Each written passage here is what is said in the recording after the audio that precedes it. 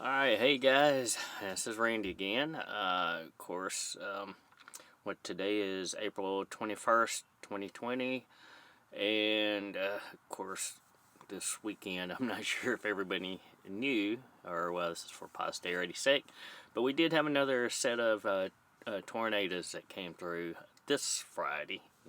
Last Friday was the Easter tornado break where we had, I think, 13 tornadoes come through, Cat 4 being the highest.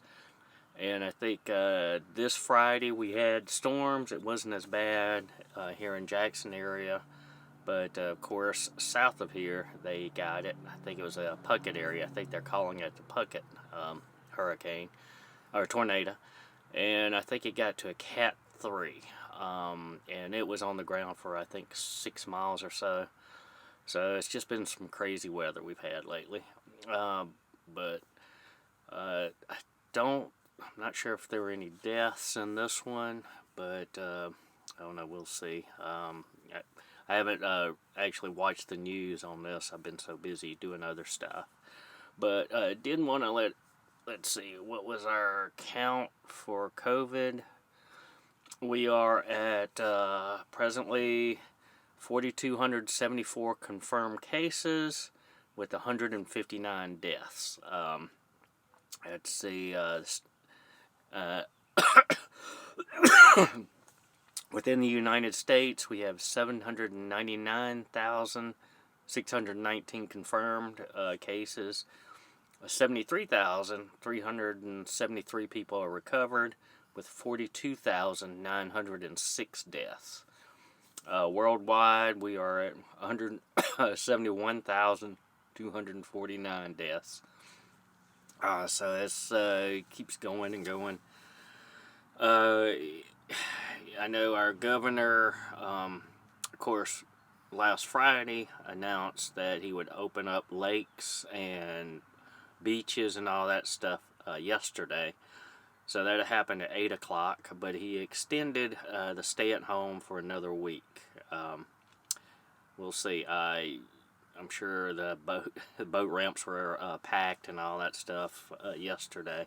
Started at 8 o'clock. I did see a little bit of news about it, but they're making people keep social distance and 6 foot apart and all that.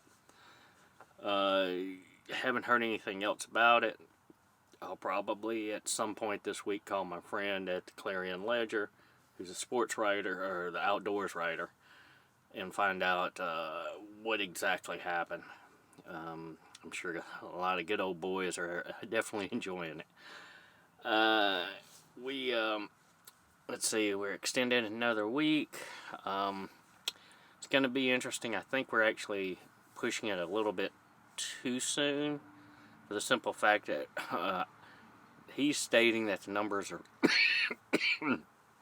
excuse me, the numbers are flattening, but I don't see it. It's still fairly high. Well, keeps going up for what I see.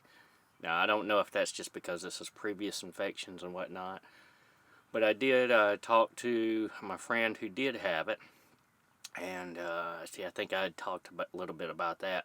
She's still in lockdown. She's at home, quarantined, and at her parents' guest house, I guess. It's basically a converted shed.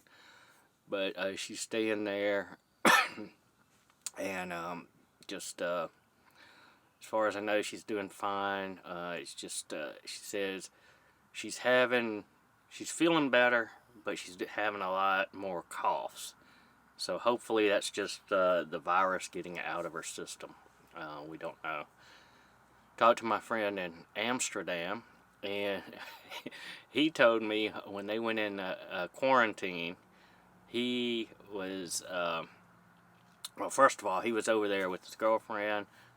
They actually broke up just before the lockdown in Amsterdam went into effect.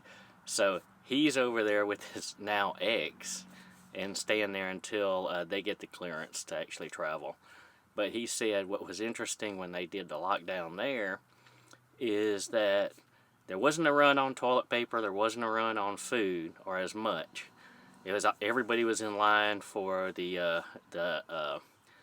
drug drug dealers or the drug shops. So they were actually loading up on a pot and all that stuff over there. So I thought that was kind of funny. Let's see, school-wise, this past Thursday, they announced that we have a new president.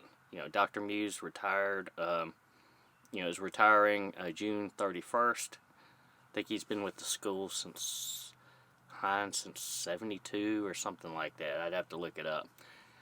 But anyway, I think he's 92, 91.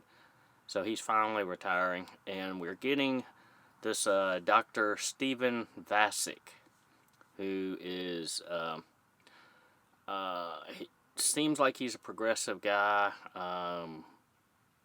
We don't know what's going to happen with the school. Obviously, the school is in little financial straits right now because I think they are doing refunds for dorms. We don't know what's happening this summer, whether they're actually going to be able to have summer classes. Of course, all the athletics has been called off. So we just don't know what's going to happen.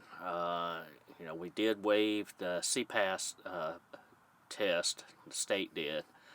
So between that and all the elementary and high school state testing, all that's been waived. So, and Jackson State has actually waived ACT and SAT grades to get in for fall admission. So it's going to be interesting to see what happens with the grades next year when they re-implement the CPAS test and all the state testing.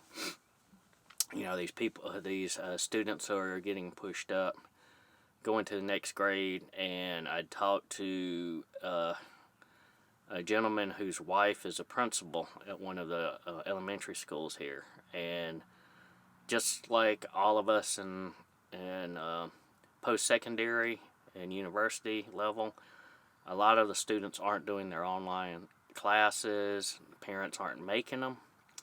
So it's going to be interesting to see what the grades are going to be next year for certification. As far as us, classes that need national certification like welding and plumbing, I'm not sure what's going to happen with them. I know initially they were talking about giving all the students incompletes until they can actually get in and take the test. We're hoping May. That's the plan.